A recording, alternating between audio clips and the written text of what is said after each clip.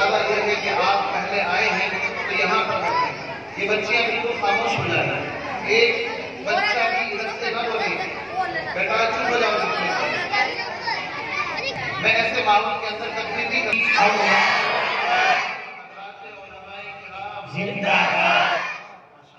نیچے بیٹھے بالکل خاموش. کسی بچے کی آواز نہ آئے. بالکل ادھر ہماتر متوجہ ہو جائیں اور کوئی بھی ادھر سامنے کھڑا نہ رہے. بالکل جلسہ گاہ کے اندر پنڈال کے اندر بیٹھے.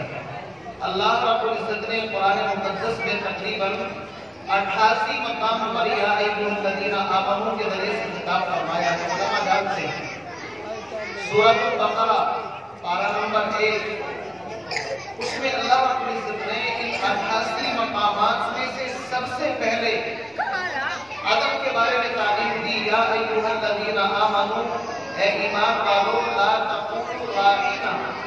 میرے نبی کو اس لفظ راعینا سے خطاب مت کرنا. کیوں؟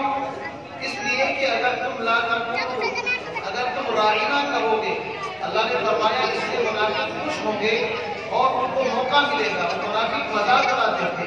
اللہ نے فرمایا پہلے میرے نبی کا ادب سیکھو. نماز بعد میں ہے, روزہ بعد میں ہے, حج قربانی بعد میں ہے, سارے دین کے پروگرام بعد میں ہیں. سب سے پہلے ادب سکھایا ہے. اور ادب یہ ہے کہ جب بیان ہو, واز ہو, میرے سے زیادہ غالباً آپ کو ان بچوں کی آواز آ رہی ہے کیونکہ ایسے ہی ہے.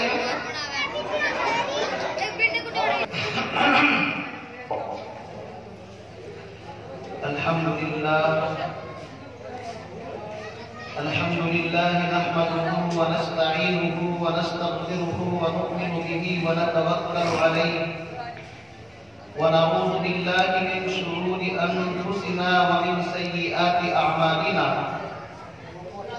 من يهده الله فلا مضل له ومن يضلل فلا هادي له ونشهد ان سيدنا ومرشدنا ومولانا محمدا عبده ورسوله اما بعد فاعوذ بالله من الشيطان الرجيم بسم الله الرحمن الرحيم قل هل يستوي الذين يعلمون والذين لا يعلمون.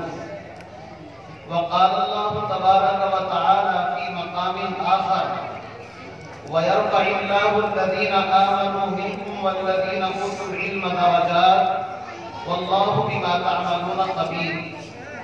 وقال النبي صلى الله تعالى عليه وسلم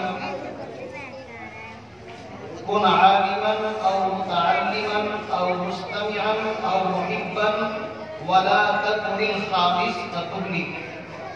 وقال النبي صلى الله تعالى عليه وسلم خيركم من تعلم القرآن وعلمه. وقال عليه الصلاة والسلام العلماء ورثة الأنبياء. مچھلیاں پانی میں ذرے خاک میں برق و شجر. مچھلیاں پانی میں ذرے خاک میں برق و شجر. نیک عالم کو دعا دیتے ہیں ہر شام و سحر. درفشانی نے تیری قطروں کو دریا کر دیا. درفشانی نے تیری قطروں کو دریا کر دیا. دل کو بینا کر دیا, آنکھوں کو روشن کر دیا. اور خود نہ تھے جو راہ پر اوروں کے ہاتھی بن گئے. خود نہ تھے جو راہ پر اوروں کے ہاتھی بن گئے. کیا نظر کی جس نے مردوں کو مسیحا کر دیا. کس نے ذروں کو اٹھایا اور صحرا کر دیا. کس نے قطروں کو ملایا اور دریا کر دیا. کس کی حکمت نے یتیموں کو کیا در یتیم اور غلاموں کو زمانے بھر کا مولا کر دیا. زندہ ہو جاتے ہیں جو مرتے ہیں ان کے نام پر. اللہ اللہ موت کو کس نے مسیحا کر دیا. میرے انتہائی والے احترام بزرگوں, دوستوں اور اس گاؤں ادریس پور کے نوجوانوں, بچوں اور محترم بزرگوں اور مائیں بہنوں, آپ حضرات کے اس مدرسے کے سالانہ جلسے کے اندر عزیزم مولانا محمد شاہد اور آپ کے اس مدرسے کے محتمم اور وزیر اعلیٰ جناب حضرت مولانا غیور صاحب، اور اسی طریقے سے آپ کی بستی کے اور دیگر ہمارے متعلقین محققین مولانا طاہر صاحب، اور اسی طریقے سے اور دیگر حضرات کا مجھ سے ایک تعلق ہے، اس تعلق کی بنا پر دل کے اندر داعیہ پیدا ہوا، مولانا کی محبت میں کروٹیں تھی، ان کے جذبات میں ان کی توجہ تھی، اور انہوں نے بہت کسی حد تک اصرار کیا، تو آپ حضرات کی محبت مجھے اس آپ کے جلسے کے اندر کھینچ کر کے لائی ہے۔ میں اللہ رب العزت سے دعا کرتا ہوں، اللہ رب العزت آپ کے اس مدرسے کو دین دنیا رات کو اپنی ترقی عطا فرمائے۔ میں دعا کرتا ہوں پروردگار عالم اس بستی کے باشندوں کو اتفاق اور اتحاد کے ساتھ، پیار محبت کے ساتھ مل جل کر کے رہنے کی توفیق عطا فرمائے۔ آپ کے اس مدرسے کو، آپ کی بستی کو اللہ تعالیٰ نظر بد سے محفوظ فرمائے۔ میرے بھائیوں، میں نے قرآن پاک کی 2 آیتیں اور امام الانبیاء سرکار مدینہ جناب محمد رسول اللہ صلی اللہ علیہ وسلم کے فرمودات، آپ علیہ السلام کی احادیث کے کھاٹے مارتے ہوئے سمندر میں سے چند احادیث آپ حضرات کے سامنے خطبے کے اندر پڑھی ہیں۔ اللہ رب العزت سے دعا فرمائے، اللہ مجھے قرآن و سنت کی روشنی میں صحیح عرض کرنے کی، اور جب بات سمجھ میں آ جائے تو اس پر عمل پیرا ہونے کی توفیق نصیب فرمائے۔ اصل چیز دوستو عمل ہے، عمل سے زندگی بنتی ہے جنت بھی جہنم بھی، عمل سے زندگی بنتی ہے جنت بھی جہنم بھی، یہ خاکی اپنی فطرت میں نہ ناری ہے نہ نوری۔ اللہ رب العزت نے اس کو اصل کے اعتبار سے نہ ناری بنایا ہے نہ نوری بنایا ہے، بلکہ انسان کو آزاد چھوڑ دیا۔ اعمالکم اعمالکم، جیسے اعمال کرے گا اللہ رب العزت کی طرف سے ایسا ہی فیصلہ ہو جائے گا۔ انسان اچھے عمل کرے گا جنت کا مستحق بن جائے گا، انسان اس دنیا کے اندر بد عمل کرے گا، غلط عمل کرے گا، اللہ رب العزت نے دونوں راستے دکھا دیے۔ وَهَدَيْنَاهُ النَّجْدَيْنِ، ہم نے انسان کی ہدایت کے دونوں راستے دکھا دیے۔ اب عمل کرنا آپ کا کام ہے۔ اللہ نے انسان کو مجبور پیدا نہیں کیا، فرشتے مجبور ہیں، وہ چاہ کر کے بھی گناہ نہیں کر سکتے۔ سب سے بڑا فرشتہ جو نوریوں کا سردار سیدنا جبریل علیہ السلام آسمان سے آ جائے اور وہ آ کر کے یوں کہے کہ میں نے آج تک کسی غیر محرم عورت کو اپنی نگاہ سے نہیں دیکھا، تو آپ کہیں گے کہ جناب آپ کیسے دیکھ سکتے ہیں؟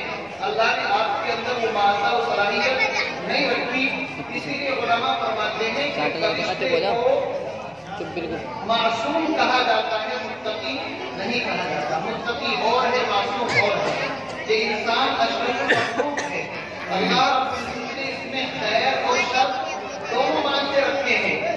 اللہ نے قرآن کے اندر فرمایا کہ ہم نے انسان کے اندر خیر بھی رکھا ہے، شر بھی رکھا ہے۔ یہ خیر کے اوپر چلتا ہے تو فرشتوں سے اعلیٰ بن جاتا ہے۔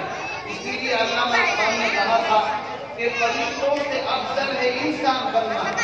یاد رکھیے، فرشتوں سے افضل ہے انسان بننا، مگر اس میں لگتی ہے محنت زیادہ، تھوڑی سی محنت کرنی پڑتی ہے۔ انسان فرشتوں سے افضل ہے۔ اللہ نے قرآن میں قسم کھائی، والتین، قسم ہے تین کی، والزیتون، قسم ہے زیتون کی، والطور سینا، اور طور سینا کی، وہذا البلد الامین، اور مکہ المکرمہ کی، 4 قسمیں کھا کر کے اللہ فرماتا ہے کہ ہم نے انسان کو ساری مخلوقات میں سب سے افضل، سب سے اعلیٰ بنایا ہے۔ میرے بھائیوں، انسان افضل اس وجہ سے نہیں کہ انسان بہترین مکان بناتا ہے، بہترین گاڑیوں میں سفر کرتا ہے، یہ انسان ہواؤں کے اوپر سفر کر رہا ہے، فضاؤں کو مسخر کر لیا ہے، یہ انسان کے اندر بڑی طاقت ہے، بڑا دماغ ہے، یہ ساری چیزیں تو اللہ نے بے شمار مخلوق کو عطا فرمائی ہے۔ ہاتھی کتنا طاقتور جانور ہے، آپ دیکھیے، گھوڑا کتنا طاقتور جانور ہے، اونٹ کتنا طاقتور جانور ہے۔ اسی طریقے سے اللہ نے چھوٹے چھوٹے ایسے پرندے بنائے ہیں جو ایسا مکان بناتے ہیں کہ آج کا آرکیٹیکٹ انجینئر بھی فیل ہو جائے اس کے سامنے۔ اللہ رب العزت نے انسان کی کامیابی ان چیزوں کے اندر نہیں رکھی، اس لیے کہ دنیا ذات الاسباب ہے۔ اللہ رب العزت نے انسان کی کامیابی کا تعلق آخرت کی فلاح و بہبودی کے ساتھ جوڑا ہے۔ اللہ رب العزت نے انسان کی کامیابی اور ناکامی کا تعلق اس کے اعمال کے ساتھ، اس کی روح کے ساتھ رکھتا ہے۔ میرے بھائیوں، بات دوسری طرف چلی جائے گی۔ میں نے قرآن پاک کی چند آیات آپ حضرات کے سامنے پڑھی ہیں۔ ابھی ہمارے ناظرین جلسہ قرآن پاک کی فضیلت سے متعلق کچھ اشعار پڑھ رہے تھے، تو اللہ رب العزت نے اس کی مناسبت سے میرے ذہن کے اندر یہ بات ڈالی کہ عظمت قرآن کے تعلق سے، علماء کے فضائل، مناقب، مدارس کی اہمیت سے چند باتیں آپ حضرات کے سامنے رکھی جائے۔ میرے بھائیوں، یہ بات روز روشن کی طرح آیا ہے کہ یہ جو دینی مدارس ہیں، یہ اسلام کی چھاؤنیاں ہیں، اسلام کے قلعے ہیں۔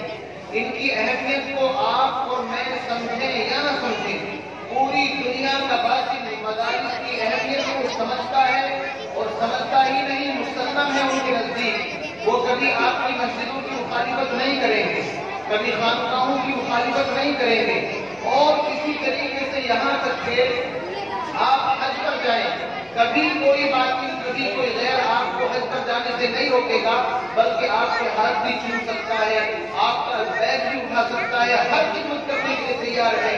لیکن میرے بھائیوں، اغیار اس بات کو سمجھتے ہیں کہ اگر مدرسے میں پڑھنے والا طالب علم ہے، مدرسے میں پڑھانے والا مولوی ہے، تو وہ ان کو ایک آنچ کبھی نہیں دے سکتے، اس لیے کہ جانتے ہیں کہ یہ ایسی کارخانے اور فیکٹریاں چلا رہے ہیں جہاں سے مال بغیر حساب اور کتاب کے خوف کے انداز میں سپلائی ہوتا ہے۔ یہ مدارس کون ہیں جنہوں نے مسجدوں کو امام دیے، مدرسوں کو محتمم دیے، مدرسوں کو اساتذہ اور استاد فراہم کیے؟ یہ مدارس کون ہیں کہ جنہوں نے خانقاہوں کو شیخ اور بڑے بڑے عالم، باللہ متقی عالم اور زاہد انسان عطا فرمائے؟ میرے بھائیوں، ان مدرسوں کی اہمیت کو سمجھو۔ یہ مدارس اسلامیہ جو دیکھنے میں بہت مختصر، بڑے چھوٹے ہیں، یہ مدرسے ان عمارتوں کا نام نہیں ہے۔ دارالعلوم دیوبند کہاں سے شروع ہوا؟ انار کے درخت کے نیچے سے، اور پڑھانے والا بھی ایک محمود اور پڑھنے والا بھی ایک محمود۔ ان دو محمودوں نے پورے ہندوستان نہیں، پورے بر صغیر نہیں، پوری دنیا کے اندر وہ انقلاب پیدا کیا کہ کسی نے شیخ الہند جو دارالعلوم دیوبند کا پہلا شاگرد ہے، ان سے سوال کیا کہ حضرت فلاں عالم نے اتنی کتابیں لکھی ہیں، فلاں نے اتنی کتابیں لکھی ہیں، فلاں اتنے بڑے عالم ہیں، ہم نے تو آپ کی کوئی کتاب نہیں پڑھی۔ تو شیخ الہند مولانا محمود حسن دیوبندی نے کہا کہ بھائی، تم میری کس موضوع پر کتاب پڑھنا چاہتے ہو؟ اگر تم تصوف کے اندر میری کتاب پڑھنا چاہتے ہو تو میرے شاگرد مولانا اشرف علی تھانوی کو دیکھ لو کہ جس نے 1400 کتابیں لکھی، جو اپنے زمانے کا مجدد تھا۔ میری اگر تم تفسیر کے اوپر کتاب اور علم تفسیر کے موضوع کے اوپر میری کوئی کتاب پڑھنا چاہتے ہو تو میرے شاگرد شبیر احمد عثمانی کو دیکھو۔ اسی طریقے سے اگر حدیث کے اوپر میری کوئی تصنیف دیکھنا چاہتے ہو، میرے شاگرد مولانا خلیل احمد سہارنپوری کو دیکھ لو، علامہ اکبر شاہ کشمیری کو دیکھ لو۔ اسی طریقے سے سیاست کے میدان میں میری کوئی کتاب دیکھنا چاہتے ہو، میرے شاگرد حسین احمد مدنی کو دیکھ لو۔ الغرض اس ایک شاگرد سے کہ اللہ رب العزت نے ایسا سلسلہ پورے ہندوستان کے اندر چلایا، بڑے بڑے علماء، مفتیان کرام، مفتی کفایت اللہ جیسی اور بڑے بڑے جدید علماء پیدا ہوئے۔ یہ ہندوستان کی خصوصیت ہے، ہمارے اس ملک کی خصوصیت ہے کہ جو دین زندہ ہے ہماری زندگی کے اندر۔ بھائیو، اس دین کے اندر سب سے بڑا اگر کسی کا حصہ ہے وہ انہی مدارس کا ہے۔ میں کہا کرتا ہوں، میرا اپنے گاؤں کے اندر رات جلسے میں تھا، پروگرام کے اندر، وہاں پر بھی یہ بات میں نے کہی کہ دیکھو ہمارے اوپر بہت بڑا احسان ہے، آپ کا اتنا بڑا احسان ہے کہ آپ اپنا قیمتی سرمایہ ان مدارس کی نظر کرتے ہیں۔ کیا ہو رہا بھائی آپ بیٹھے چودھری صاحب بیٹھ کریے۔ میں نے تو پہلے ہی کہا تھا، لیکن اس لیے نہیں بچوں کو ہٹایا کہ ہو سکتا ہے کوئی چودھری صاحب ناراض ہو جائیں کہ میرے بچوں کو پیچھے کیوں کر دیا۔ ایسا نہیں ہوتا ہے، بعض چودھری صاحب سے ناراض ہو جاتے ہیں کہ مولوی صاحب آپ نے ہمارے بچوں کو پیچھے کر دیا۔ میں جلسوں میں جاتا ہوں، جہاں ہماری طیب صاحب ایک جگہ دعوت پر تشریف لے گئے، تو وہاں پر جو میزبان تھا جس نے حضرت کی دعوت کی، تو اس کے چھوٹے چھوٹے بچے تھے. حضرت نے فرمایا کہ بھائی تمہارے یہاں کوئی بچہ نہیں ہے کیا؟ کہا کہ حضرت 2-3 بچے ہیں. کہ کہاں ہیں؟ اور وہ بچے ایسے اس نے بیچارے نے ڈرائے کہ بالکل چپ چاپ بیٹھے ہوئے تھے. حضرت کی طرف اشارہ کیا کہ حضرت یہ بچے بیٹھے ہوئے ہیں. حضرت نے فرمایا کہ بڑے بھی معلوم ہو رہے ہیں، بچے نہیں ہیں. اگر یہ بچے ہوتے تو ان کے اندر شر، حرکت، کودنا پھاندنا، بچہ اور بندر دونوں ایسے ہیں، ایک جگہ پر آرام سے نہیں بیٹھ سکتے. ہم بھی کبھی بچے تھے، بہرحال اس سے انکار نہیں. میرے بھائی، اے بچوں بالکل خاموش رہا. میں عرض یہ کر رہا تھا کہ اللہ رب العزت نے مجھے آپ کو مدارس اسلامیہ ان کی شکل کے اندر ایک کتنا قیمتی سرمایہ اور تحفہ دیا ہے. رب کعبہ کی قسم، ان مدارس کی اہمیت کو سمجھو. جن مدارس کے اندر، جن ملکوں کے اندر انہوں نے اپنے علماء کی، اپنے طلباء کی، اپنے مدارس کی اہمیت کو نہیں سمجھا، وہ ملک صفحہ ہستی سے مٹ گئے.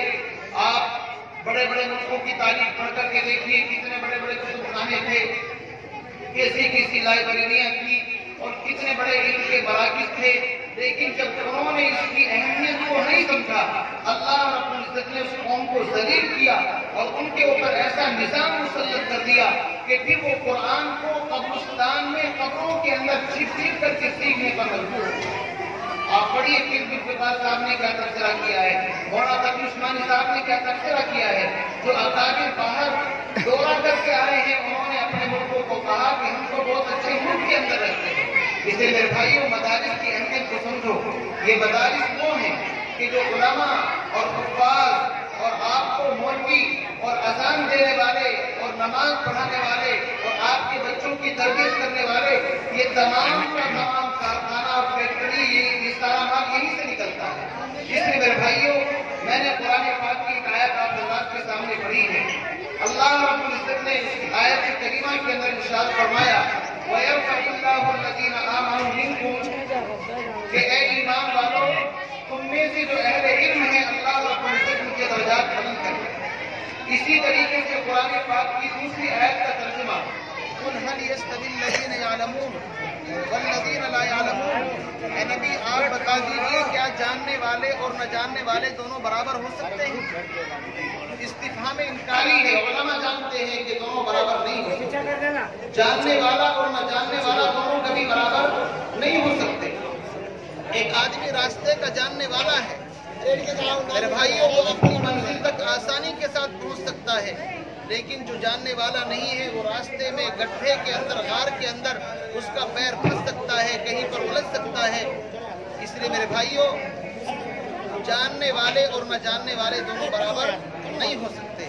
جس طریقے سے دھوپ اور سایہ برابر نہیں ہو سکتے، رات اور دن برابر نہیں ہو سکتے، جس طریقے سے روشنی اور تاریکی برابر نہیں ہو سکتے، جس طریقے سے اندھیرا اور اجالا برابر نہیں ہو سکتے، جس طریقے سے پینا اور نہ پینا دونوں برابر نہیں ہو سکتے، اسی طریقے سے جاننے والے اور نہ جاننے والے دونوں برابر نہیں ہو سکتے. کیا جاننے والے اور نہ جاننے والے برابر ہو سکتے ہیں؟ استفہام انکاری ہے، برابر نہیں ہو سکتے. میرے بھائی، اس چیز کا رونا رویا جائے. ایک طرف انتظامیہ ہے، ایک طرف عوام ہے، ایک طرف بچے ہیں. الغرض پورا کا پورا پروگرام اس طریقے سے کسی مائک کی اور بچوں کی نظر ہو کر کے نہ رہ جائے. میں تو ایک ادنا سا طالب علم ہوں، نہ میری کوئی شک ہے نہ کوئی توہین ہے. مائک بند ہو گیا کوئی فرق نہیں پڑتا. لیکن جو اہل علم آپ حضرات نے بلائے ہیں، جب ان کا پروگرام ہوگا تو کہیں ایسا نہ ہو کہ اس وقت بھی ایسے مسئلہ ہو جائے تو بیچاروں کو تکلیف ہوگی. کوئی بات نہیں. میرے بھائی، اپنے اس پروگرام کو منظم کرو. یہ بیچارے کتنا قیمتی وقت نکال کر کے علماء کی باتوں کو سننے کے لیے آئے ہیں، اور کہیں ایسا نہ ہو کہ سارا کا سارا پروگرام بد نظری اور اس کی نظر ہو کر کے رہ جائے. بھائی، ہم آپ کے شکر گزار ہیں، آپ بیٹھے ہیں، جلسہ سننے کے لیے آئے ہیں. میں چند باتوں کے اوپر اپنی بات کو ختم کر دوں گا. ہمارے بہت بڑے عالم ہیں، حضرت مولانا اسماعیل صاحب وہ بھی تشریف فرما ہیں، مفتی عباس صاحب غالباً وہ بھی تشریف لا چکے ہیں، مولانا عارف الحق صاحب وہ بھی غالباً آنے والے ہیں، اور بھی کہیں آ چکے ہیں ماشاءاللہ، اور بھی جن حضرات کے نام ہے وہ تشریف لا چکے ہیں. اور وقت دیکھیے، اس وقت 3:30 بج چکے ہیں غالباً، اور پھر عصر کا وقت اور مغرب کا وقت بھی بہت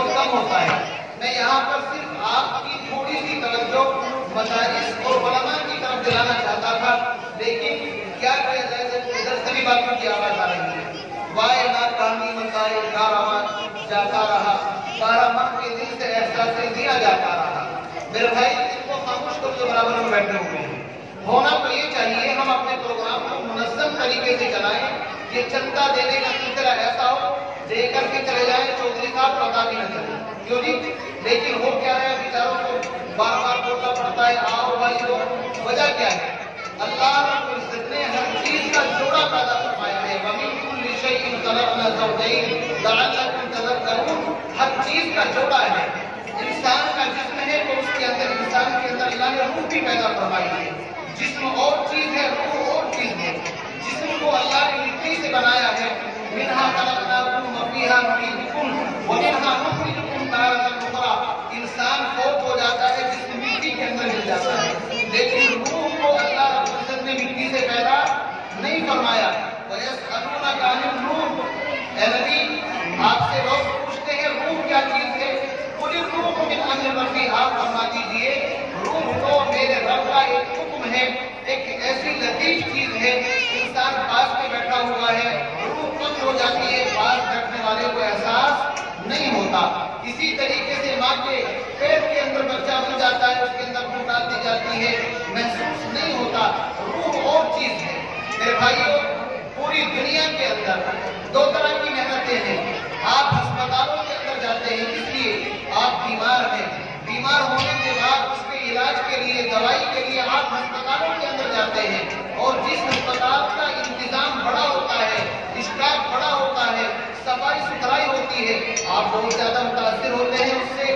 تو ہسپتال والے آپ کے جسم کا علاج کرتے ہیں، لیکن اگر روح بیمار ہو جائے تو روح کا علاج ہسپتالوں کے اندر نہیں ہوتا.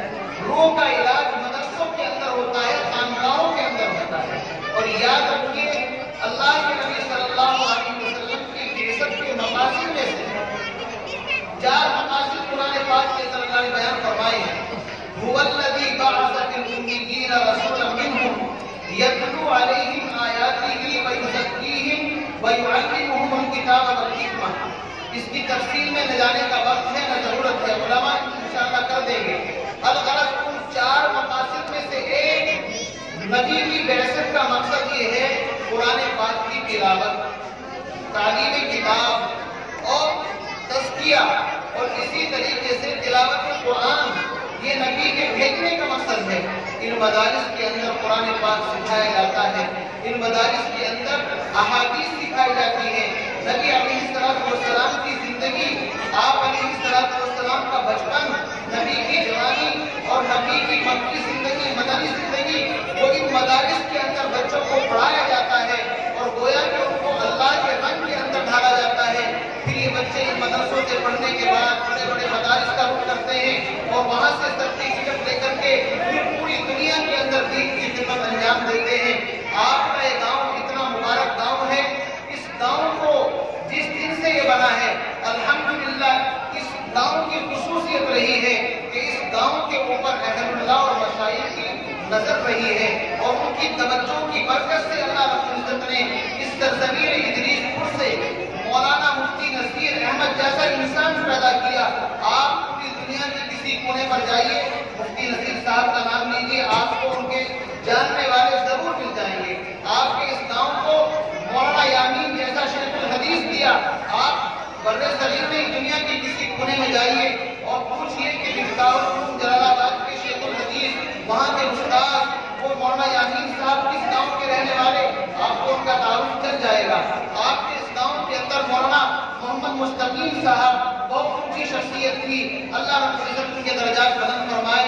وہ حضرت مولانا بلال صاحب کے خلیفہ اور مجاز تھے اور مفتی مہربان صاحب جو ماشاءاللہ اس برادری کے اونچے درجے کے بزرگ تھے، ان کی خدمت کے اندر کے رہے اور بہت مفتی مظفر حسین صاحب کی خدمت کے اندر رہے. بڑے بڑے بزرگوں کا فیض اٹھایا. لیکن موت ایک ایسی اٹل حقیقت ہے، کل نفس ذائقۃ الموت، موت کا ذائقہ چکھنا ہے. موصوف اچانک اس دنیا سے پردہ فرما گئے، ان کے لیے بھی دعا فرمائیں. اسی طریقے سے اس گاؤں کی خصوصیت یہ ہے کہ اس گاؤں کو اللہ رب العزت نے بڑے بڑے جلیل علماء، ماشاءاللہ کوئی رسولی کے مدرسے کا معلم ہے، کوئی کسی مسجد کا ماشاءاللہ خطیب ہے. تو آپ کے اس گاؤں کو اس سارا مٹیریل کس نے عطا کیا؟ بھائی سوال آپ سے کر رہا ہوں.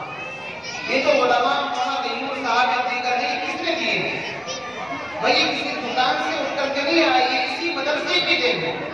اسی مدرسے میں انہوں نے اپنے استاد کے سامنے گھٹنے ٹیک کر کے الف با تا پڑھا، پھر اس کے بعد قرآن پڑھا، پھر کسی مدرسے سے ڈگری لی، اور آج آپ کے گاؤں کا، علاقے کا اور پورے مدرسے کا نام روشن کر رہے ہیں۔ یاد رکھیے، احسان مانیے حضرت علامہ رفیق احمد صاحب کا، احسان مانیے مفتی نصیر احمد صاحب کا، احسان مانیے ان اکابرین کا، جنہوں نے اس مدرسے کی ماشاءاللہ نیو رکھی، بنیاد رکھی، اور اس مدرسے کا انہوں نے ماشاءاللہ سے کی بنیاد رکھا۔ یاد رکھیے، جب کوئی درخت لگایا جاتا ہے وہ درخت فوراً پھل نہیں دیتا۔ آپ ایک پیڑ لگاتے ہیں، پیڑ لگانے والا لگا کر کے چلا جاتا ہے، آنے والی نسلیں اس کی چھاؤں کے اندر بیٹھتی ہیں، اس کا پھل بھی کھاتی ہیں۔ اسی طریقے سے جن حضرات نے یہاں زمین دی ہوگی، جنہوں نے تعاون کیا ہوگا، وہ اس دنیا سے چلے گئے، اللہ رب العزت نے ان کی اس جگہ کو قبول فرمایا، اس مدرسے سے ماشاءاللہ بڑے علماء اور حفاظ اور تیار ہو کے نکلے، اور ماشاءاللہ اب بھی یہ مدرسہ اسی نہج پر چل رہا ہے۔ میرے بھائیوں، ہارون رشید بادشاہ گزرے ہیں، ان کے بارے میں آتا ہے ایک مرتبہ چلے جا رہے تھے، پورا قافلہ ساتھ تھا، وزیر بھی ساتھ تھے۔ ایک آدمی کو دیکھا، ایک بڑے میاں 70-80 سال کی عمر، وہ کھجور کا ایک پیڑ لگا رہے ہیں۔ ہارون رشید نے اپنا قافلہ روکا، اور روکنے کے بعد ان سے پوچھا، بڑے میاں لگتا ہے آپ کو شاید بہت زیادہ کچھ کرنی ہے، آپ زندہ رہیں گے اس کا پھل کھانے تک؟ کھجور کا پیڑ تو بڑی مدت کے اندر پھل دیتا ہے۔ اس بڑے میاں نے کہا کہ بادشاہ سلامت، ہم جو کھجور کھا رہے ہیں، کسی آدمی نے وہ درخت کو پیڑ لگایا ہوگا، اگر وہ بھی یہی سوچ لیتا تو نہ وہ درخت لگاتا نہ پھل ہم کو نصیب ہوتے۔ اس نے لگایا، ہم کھا رہے ہیں، ہم لگائیں گے، آنے والی نسلیں کھائیں گی۔ بادشاہ بڑا خوش ہوا، 1000 اشرفی، کہا بھائی اس کو انعام کے طور پر دے دو۔ اس نے کہا کہ بادشاہ صاحب آپ تو کہہ رہے تھے کہ بڑی آپ کو خوش فہمی ہے کہ اتنا جیتوں گا اور آپ اس کا پھل بھی کھا سکیں گے یا نہیں؟ دیکھ لیجئے، مجھے تو اس کا پھل ابھی مل گیا، 1000 اشرفی آپ نے دے دی تو وہ کیا چاہیے؟ بادشاہ بڑا خوش ہوا، کہا کہ 1000 اور دے دو اور سواری طرح آگے بڑھا دو، ورنہ بڑے میاں جو ہے نا پورا خزانہ خالی کر دیں۔ میرے بھائیوں، بات یہی ہے، یہ مدرسے کسی نے بنایا ہوگا، چلایا ہوگا، چلانے والے چلا رہے ہیں ماشاءاللہ، اور اس سے نکل کر کے ماشاءاللہ ایک پورا مال مسجدوں کے اندر، مدرسوں کے اندر سپلائی ہو رہا ہے۔ آپ کے اس گاؤں کے اندر ماشاءاللہ بڑے بڑے اکابر، بڑے بڑے دانشور، اسکالر، مفسر آتے رہے، اور اس گاؤں سے، اس سرزمین سے پیدا ہوتے رہے۔ بس میں انہی چند باتوں پر اپنی بات کو ختم کرنا چاہتا ہوں۔ پوری بدبختی پیدا ہو رہی ہے، وجہ اس کی یہ ہے کہ بچوں کی آواز ہے۔ میں تو چلا جاؤں، لیکن کم سے کم میں آپ سے اتنی درخواست ضرور چاہتا ہوں کہ آنے والے جو ہمارے محترم ہیں، مولانا اسرائیل صاحب ہیں، اس مدرسے کے سربراہ مولانا علی الحق صاحب ہیں، اسی طریقے سے اور حضرات ہیں، آپ برائے کرم ان کو توجہ کے ساتھ سنیں، چلو کم سے کم یہ مجمع چھٹ جائے۔ آپ اگر میری پوری ترتیب پر عمل کر لیں تو انشاءاللہ آپ کے دل سے کامیاب ہو جائے گا۔ کریں گے عمل؟ آپ پہلے آپ کرو، عمل کریں گے نا؟ بھائی چودھری صاحب جو عمل کریں گے تو میری آپ سے درخواست ہے معذرانہ، آپ ایک مرتبہ اوپر کھڑے ہو جائیں، کھڑے ہو جائیں، آپ کے بچے کھڑے ہو جائیں۔ یہ جتنی بچے یہاں پر بیٹھے ہیں، ان کو وہاں پیچھے کے صحن کے اندر جہاں وہ لیڈیز ڈپارٹمنٹ ہے نا، اس کے سامنے جائیں آپ یہاں سے۔ چلو آپ جاؤ جاؤ بیٹا، ابھی صحیح ہے، صحیح ہے، پیچھے بات نہیں کریے بھائی، صحیح ہے۔ سب بچے پیچھے وہاں کیا کر رکھا دے گی کیا کر رکھا آپ بھی جائیے، چھوٹے پوری دکان نہ رکھی ہے آگے جس طرح سبے ملاتے ہیں، آگے آئے، آگے آئے۔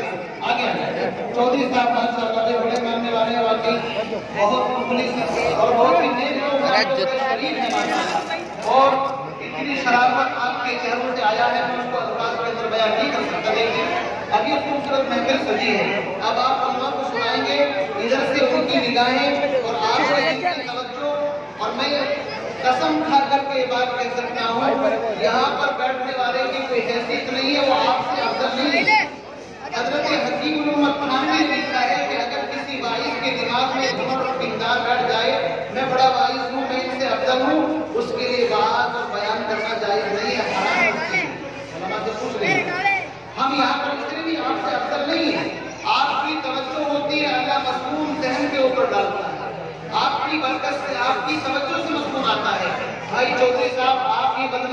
मिल करके बैठे, खूबसूरत इस महफिल को सजाएं, उन बच्चों को बिठाएं वहां पर, उनको खड़ा न रहने दें, बिल्कुल उनको वहां पर बिठा दें, किसी की आवाज ना आए, बेटा आप भी जाओ यहाँ से, ये छोटे बच्चे सब पीछे वहां पर निजात भेजते और बिल्कुल मिल करके बैठ जाएं।